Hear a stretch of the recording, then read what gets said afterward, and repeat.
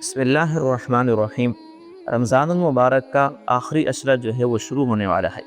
آخری عشرے کے فضائل کیا ہیں، اس میں کون کون سی عبادات کی جائیں۔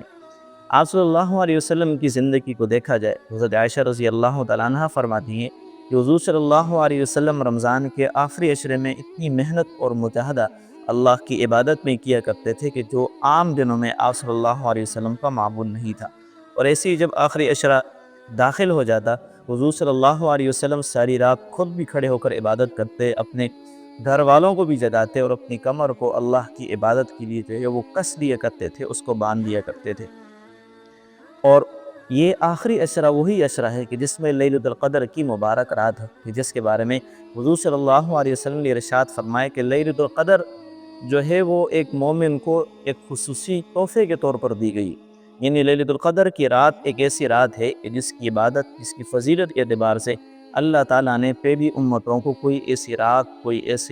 ایسا وقت یا کوئی ایسی خاص عبادت نہیں دی کہ جس کے کرنے سے وہ اتنا بڑا اجر و ثواب حاصل کر سکے، جو امت محمدیہ کے افراد کو لیلۃ القدر کی رات کے مختصر وقت میں ایک مختصر رات کی عبادت کی صورت میں اللہ تعالیٰ جو اجر و ثواب عطا کرتے ہیں۔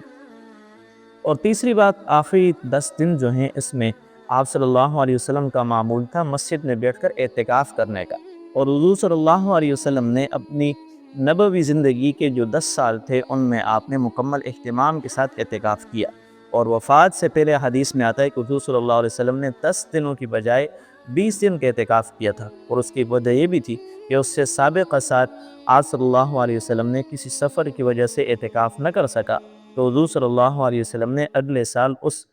اعتکاف کو بطور قضاء کے 10 دن ملا کر وفات سے 1 سال پہلے آپ صلی اللہ علیہ وسلم نے 20 دن کا جو ہے وہ اعتکاف کیا۔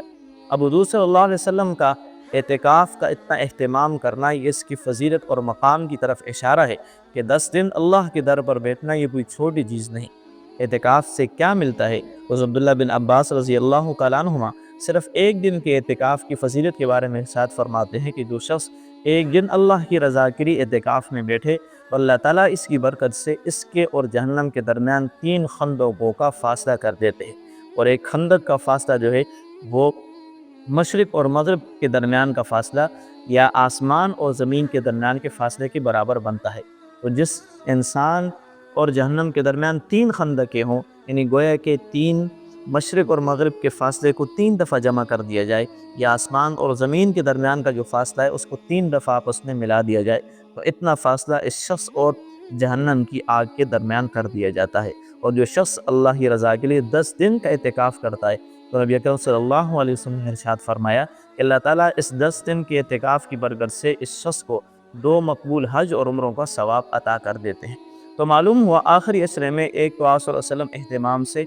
جو ہے ساری رات خود بھی جاگتے، گھر والوں کو بھی جاگتے عبادت کا اہتمام کیا کرتے تھے۔ اور یہ آخری عشرہ وہ ہے کہ جس میں نبی اکرم صلی اللہ علیہ وسلم اپنے آپ کو اللہ کے گھر ہی کا پابند بنا دیا کرتے تھے۔ 10 دن اہتمام کے ساتھ حضور صلی اللہ علیہ وسلم اللہ کے گھر ہی میں تشریف رکھتے تھے۔ اور یہ آخری وہی عشرہ ہے کہ جس میں لیلۃ القدر کی ایک مبارک رات ہے۔ لیلۃ القدر کی رات کیا ہے؟ اس کے بارے میں قرآن کریم خود ہی ارشاد فرماتا ہے کہ خیر من الف شہر، کہ اس رات کی عبادت جو ہے وہ 1000 مہینوں سے بہتر ہے۔ اور حضور صلی اللہ علیہ وسلم نے ارشاد فرمایا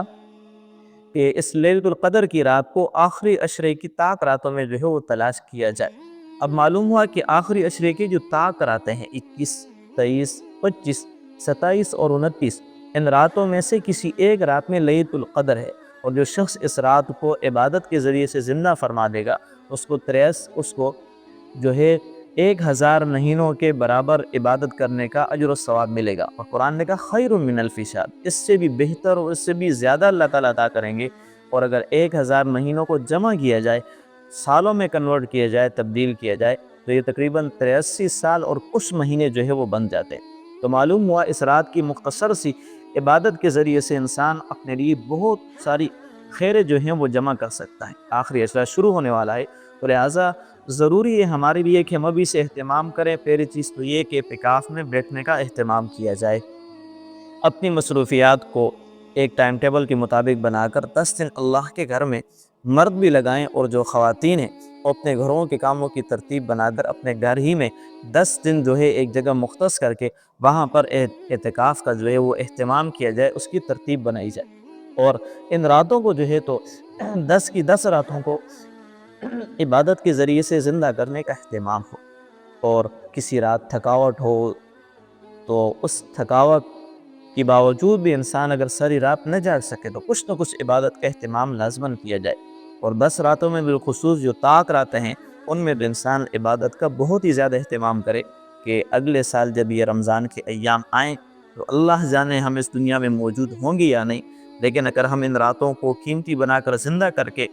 اعمال اور فرمان برداری کے ساتھ اگر دنیا سے رخصت ہو جائیں تو یہ ہمارے لیے بہت بڑی خوش قسمتی کی بات ہوگی۔ اللہ تعالی ہمیں ان ایام کی قدردانی کر کے ان میں زیادہ سے زیادہ عبادات کرنے کی توفیق عطا فرمائے۔ وآخر دعوانا الحمدللہ رب العالمین۔